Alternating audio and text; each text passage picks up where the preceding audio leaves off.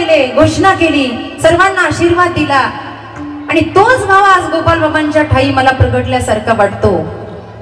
सिद्ध संत आहेत आणि संत सिद्ध झाले की भूमीचं महात्म्य वाढतं. म्हणून तुम्हाला सांगते, देव सुद्धा ज्या संतांची सेवा करण्यासाठी वेडा झाला त्याचं स्वतःच म्हणणं आहे, या सुखाकारणे देव वेढावला, वैकुंठ सोडून संत सदनी राहिला. आज भगवंताची सुद्धा जागृती इथे आहे बरं.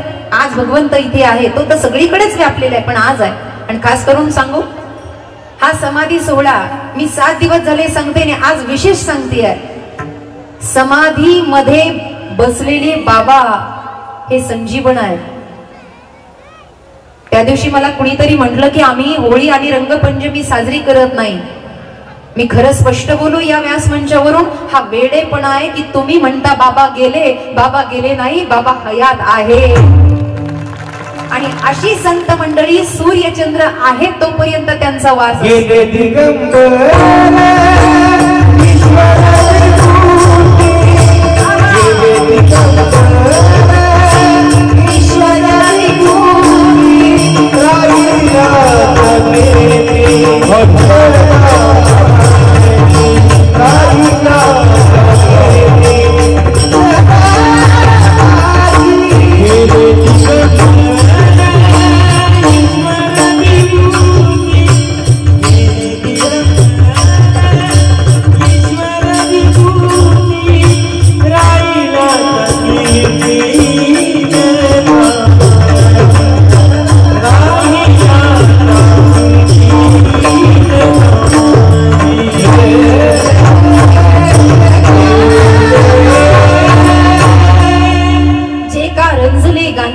किंवा राहिल्या त्या कीर्ती जगामाची.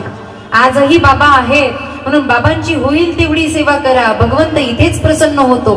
माझे भक्त गाती जेथे नारदा मी उभा तेथे. आज ही मांदियाळी जमली आहेत ना, कुणाचं येण्याचं कारण वेगवेगळं असेल, पण बाबा काय आहे? बाबांना मोह नव्हता, बाबांना ईर्ष्या नव्हती, बाबांच्या मनामध्ये द्वेष नव्हता. 4 बाजूचा समाज बाबांनी एकत्र केला. नुसता महाराष्ट्रच नाही तर बाहेरच्या राज्यातली माणसं या ठिकाणी एकत्र आली. याचं एक छोटस उदाहरण तुम्हाला सांगते. एका राजानं यात्रा ठेवली, यात्रा.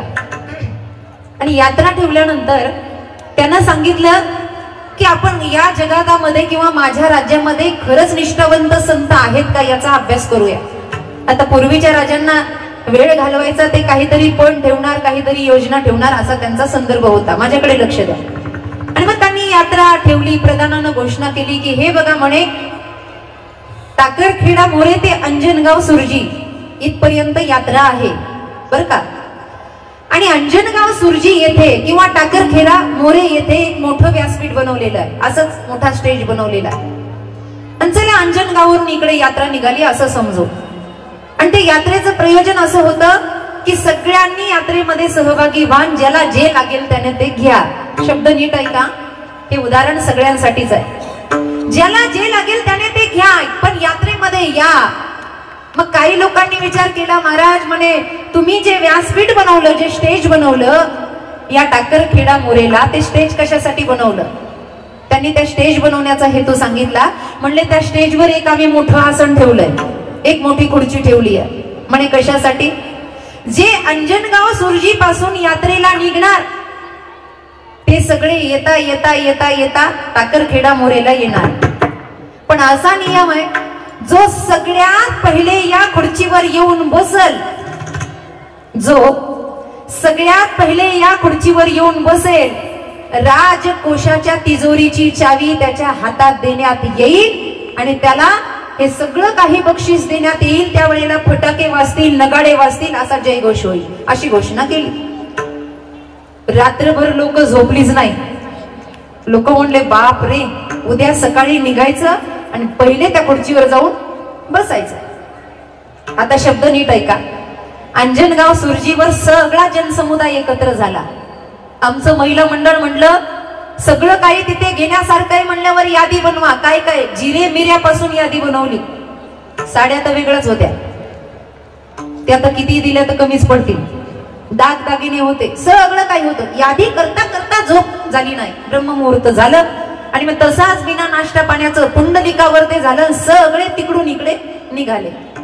आता निघाल्यानंतर जसं टाकरखेडा मोरेमध्ये प्रवेश केला तसं यात्रेत प्रवेश केला. आता मग काहींना दुकानं दिसल्या, कशाच्या? खायच्या, आहे की नाही? वेगवेगळे पदार्थ दिसले. मग लोक म्हणले घरून तर नाश्ता पाणी करून आलोच नव्हतो, मग आता इथे वेगवेगळे पदार्थ आहे, घ्या खायला. मग कुणाला काय आवडेल, कुणाला काय आवडेल, कुणाला काय आवडेल त्या पद्धतीने लोकांनी खाण्याला घेतलं. काही लोक म्हणले खाणं पिणं सोडा, सोन्याच्या दुकानात सोनं घ्यायला सुरुवात करा. मग काही लोक सोन्याच्या दुकानामध्ये गेले. काही लोक म्हणले अहो मोठ्या मोठ्या गाड्यांचं शोरूम आहे, अशा गाड्या आपल्या बापानं पाल्या नाही, गाड्या बघून घ्यायचं काम राहिलं. मग काही गाड्यांमध्ये गुंतले, काही सोन्यांमध्ये गुंतले, काही खाण्यामध्ये गुंतले. विठ्ठल विठ्ठल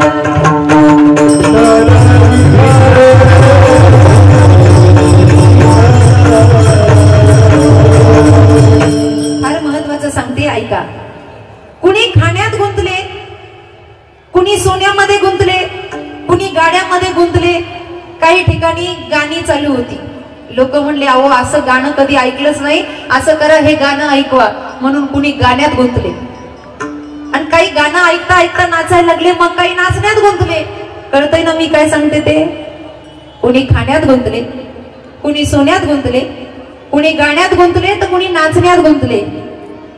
कोई राग मस्त, कोई बाग बस्त, कोई कुकी मैना पिंजरे में, कोई अकल मस्त, कोई शकल मस्त, कोई रात रगिगिरी बागों में. सगळे गुंतले, सगळे. घरापासून निघताना सगळ्यांच्या लक्षात होतं खुर्चीवर जाऊन बसायचं, पण हे एवढे गुंतले की खुर्ची लक्षातच राहिली नाही. पुढे आल्यावर काही लोक म्हणले निवांत सांगते ते, कुणी खाण्यात गुंतले, कुणी सोन्यात गुंतले, कुणी गाण्यात गुंतले, तर कुणी नाचण्यात गुंतले. कोई राग मस्त, कोई बाग बस्त, कोई कुकी मैना पिंजरे में, कोई अकल मस्त, कोई शकल मस्त, कोई रात रगिगिरी बागों में. सगळे गुंतले, सगळे.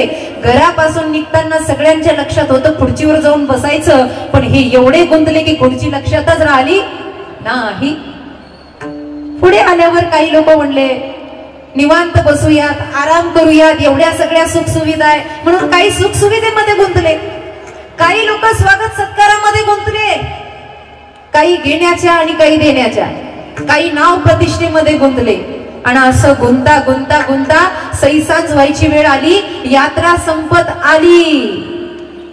लक्ष द्या, यात्रा संपत आली आणि राजा डोक्याला हात लावून बसला आणि म्हणला प्रधाना, अरे तू तर म्हणला होता की आपलं राज्य चांगलं आहे, आपल्या राज्यात एकही महात्मा नाही की जो कशात गुंतणार नाही. असं म्हणल्या बरोबर एक महात्मा आले साध्या गोळ्या कपड्यावर. त्यांनी गाणं पाहिलं, नाचणं पाहिलं, खाणं पाहिलं, सोनं पाहिलं, गाड्या पाहिला, थाट पाहिला, माठ पाहिला, सगळं पाहिलं. आणि सगळ्यांना बाजूला सरकत सरकत सरकत सरळ आले आणि जसे आले तसे खुर्चीवर बसले आणि फटाके नगाडे वाजायला. राजा एवढा आनंदी झाला आणि प्रधानाला बोलून घेतलं. अहो म्हणे ते महात्मा खुर्चीवर बसले जे कशातच गुंतले नाही. राजा म्हणला बोलवा बोलवा त्यांना. आणि त्यांना जवळ बोलून राजानं ती कोशाग्रहाची ती चावी, खजिन्याची चावी त्या महात्म्याच्या हातामध्ये दिली. महात्म्याने हातात घेतली, तशीच राजाच्या अंगावर फेकली. आणि महात्मा सांगू लागले, राजा या चावीसाठी जर बसलो असतो तर यांच्यासारखं मी सुद्धा गुंतून राहिलो असतो. जे कशातच गुंतत नाही ते गुलाबबाबा आहे. कशातच गुंतले नाही. काय नव्हतं बाबांच्याकडे? परिवार होता, गाव होतं, समाज होता, सगळं होतं. पण जेने हा जीव दिला दान, जे कशात अडकले नाही, आशांचा समाधी सोहळा होतो. विठ्ठल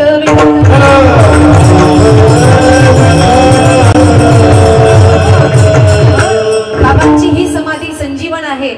इथे शाश्वत बाबा आहे. या न्यायानं हा समाधी सोहळा साजरा करत असताना ज्यांनी आपल्या कंठामध्ये कृष्णमणी धारण केला त्यांच्यामुळे काय झालं? अवघा जनी प्रकाश. आणि अशी संत मंडळी काल्या वाटण्यासाठी अधिकारी असतात. दुसरं चरण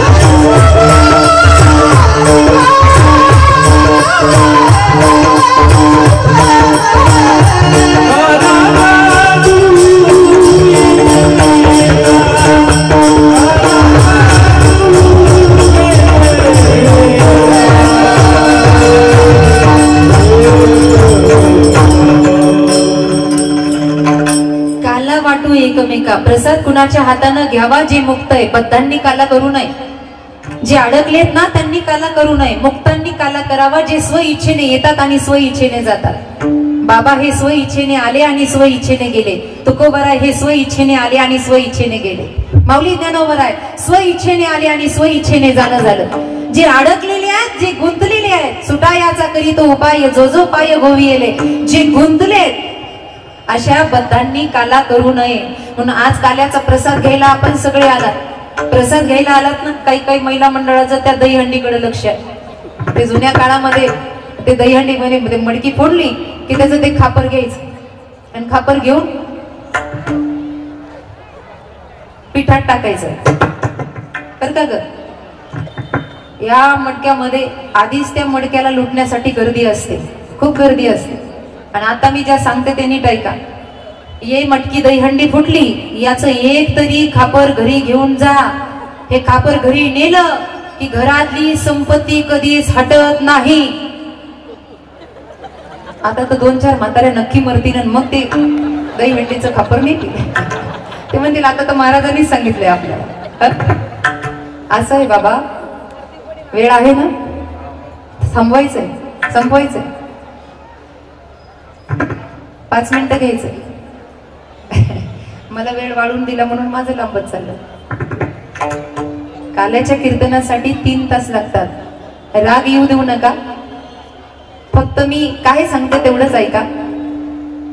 काला हा काला उपभोगण्यासाठी स्वर्गीचे अमर इच्छिताती देवा, मृत्यू लोकी व्हावा जन्मामा। आपण सर्व सांप्रदायिक मंडळी व्यास मंचावर आहे। आपला टाकरखेडा मोरेचा मला नियम बदलायचा नाही, पण जर काला ठेवत असाल तर गोविंदाचं चरित्र ऐकल्याशिवाय काला कधी मोडायचा नाही, एवढं लक्षात ठेवा। विठ्ठल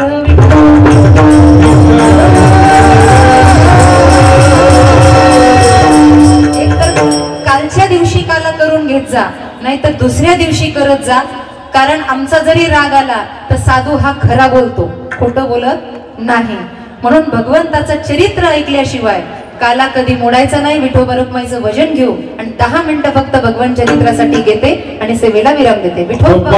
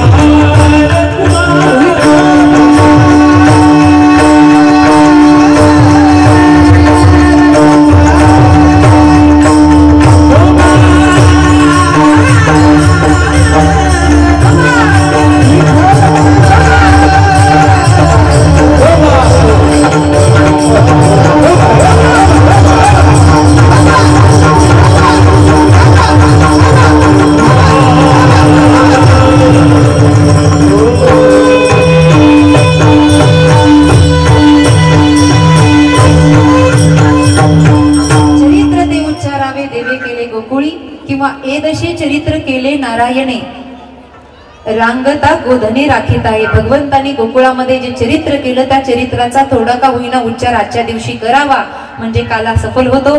भगवंताचं प्रागट्य झालं, सुरुवातीला तुरुंगामध्ये झालं आणि नंतर गोकुळामध्ये झालं। गोकुळीच्या सुखा अंत पार नाही लेका, गुडिया तोरणे करीती कथा गाती गाणे। सुंट वडे वाढायला लागल्या, त्या ठिकाणी माखण चोरी करणाऱ्यांसाठी माखळाचा मार, लोण्याचे गोळे फेकायला लागल्या। हा आनंद उत्सव त्या गोकुळामध्ये प्रारंभ झाला। तो गोकुळामध्ये नांदणारा मनुष्य देहामध्ये आला म्हणून त्याला सुद्धा वधित करण्यासाठी काही लोक आली, अर्थात असुर आली। आपत्कालीन सभा ज्यानं घेतली त्या सभेमध्ये पहिला हात उठवणारी स्त्री होती आणि ती पूतना नावाची अविद्या। भगवंताला मारण्यासाठी आली, पण तो भगवंत होता पुतना करून अकासूर, बकासूर, तृणासूर, धेनकासूर या अनेक असुरांचा वध करणारे, परित्राणाय साधूनाम विनाशाय च दुष्कृताम धर्म संस्थापनार्थाय संभवामी युगे युगे. तळवे तळ हात टेकित डाव्या गुडघ्याने रांगत रंगणी रंगनाथ या अर्थाने भगवंत रांगतायत, उखळ क्रीडा करतायत आणि यमलार्जुनाचा वध करतायत. आणि या वधानंतर भगवंत आता पाऊल टाकायला लागले. बघता बघता आपल्या गोप बाळांसोबत खेळायला लागले. आणि मग ज्या कारणासाठी भगवंत आले, गड्यांनो खायला काही मिळतं की नाही? तुझी ये संगती झाली आमची निश्चिंती, नाही देखिले ते मिळे भोग सुखाचे सोहळे. तेव्हा आता तू आलाय, खायला भेटल. भगवंत म्हणले चला मग एक मंडळ स्थापन करू. आणि म्हणून चौर्य मंडळ स्थापन केलं आणि त्यांचे भाषण सुरू.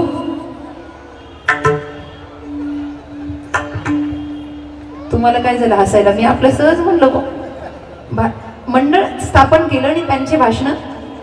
येऊन येऊन जमतंय ना मला?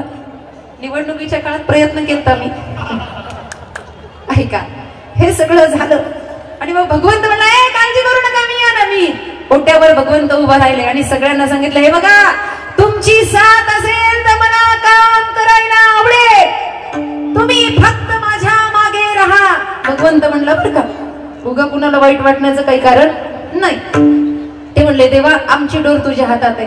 अरे पण बाबा चोरी करणं पाप आहे, माणसानं चोरी केली की तो नरकात जातो. देव म्हणला कोण म्हणलं चोरी करायची? अरे दुसऱ्याच्या घरी केली तर पाप आहे, आपल्याच घरी केल्यावर काय पाप आहे? आपल्याला आपलं भेटत नाही ना. पोरं म्हणली देवा आम्हाला काही कळेना. काही नाही म्हणे, आपलं जेवढं मंडळ आहे रोज एकाच्या घराचा नंबर लावायचा आणि त्याच्या घरात जाऊन दही माखण खायचं. ते म्हणले देवा याच्यासाठी तर पूर्वतयारी करावी लागेल, कारण आमच्या आया फार आगाऊ आहे. म्हण एवढं सोपं आम्हाला भेटेल एवढं सहज नाही आहे. पण त्यांनी सांगितलं असं करा, माती घ्या, वस्त्र काळ करून ते काटे घ्या सराट्याचे, कारण की ते जर पायामध्ये घुसले तर त्यांचा वेग कमी होणार. पण काही काही लोक या जगातले असे, त्यांना जर एक कारण सांगितलं तर ते दुसरं कारण काढतात. एखाद्याला जर सांगितलं ना बाबा दुकानातून गुळ घेऊन ये, तर तो म्हणतो खोकला आला तर. काही लोक असे आहेत, काही लोक सांगकामी आहेत आणि काही लोक आगाऊ कामी आहेत. असे दोन प्रकारचे लोक आहेत. थोड्या वेळात सांगते. गुळ आणायचा सांगितलं तर ते काय म्हणतात, खोकला आला तर. एका जणाला मालकानं खोकल्याचं औषध आणायचं सांगितलं, आगाऊ कामी. ते खोकल्याचं औषध आणायला दुकानावर गेलं. येता येता डॉक्टरला तर घेऊन आलं, पण 2.5 मीटर पांढरा कपडा भी घेऊन आलं. मालकानं विचारलं हे काय? काही नाही म्हणला, खोकल्याच्या औषधानं जर नाही राहिलं तर नाडी तपासायला डॉक्टर, आणि डॉक्टरचा गुण नाही आला तर मरणारच आहे म्हणून पांघरायला पांढरा कपडा. विठ्ठल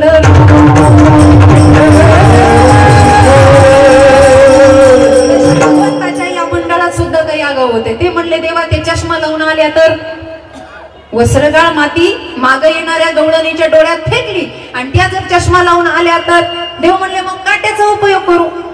मग पोरं म्हणली त्या चपला घालून आल्या तर. मग देव म्हणला खडे कशाला आहेत, खडे फेकून मारू. कारण कोणतंही असो, घरात जाऊन चोरी करायची आणि मग माखन मिश्रीची चोरी सगळीकडे सुरू झाली. पण आपत्कालीन हे संकट कसं ओढावलं, आमच्या घरातल्या या चोऱ्या कशा सुरू झाल्या याचा शोध गवळणी घेऊ लागल्या. आणि मग रात्रीची ड्युटी सुरू झाली. ते वॉचमॅन असतात ना रात्रीचे, तसं जागते रहो जागते रहो, अशा जागते रहो म्हणणाऱ्याच्या गवळणीच्या घरामध्ये मागच्या दारानं जायचं. एक गवळण एवढी अशी खंबीर होती, मंडळाची अध्यक्ष. ती म्हणली आपल्या बरोबरीला अजून कोणी उभा राहू शकलं नाही. देव म्हणला हिचा फोन नंबर घ्या रे आणि घर नंबर विचारून घ्या. मागच्या दारानं देव गेला. गेला तर गेला, तिचा सासरा असा अंगणात झोपलेला होता. उन्हाळ्याचे दिवस होते.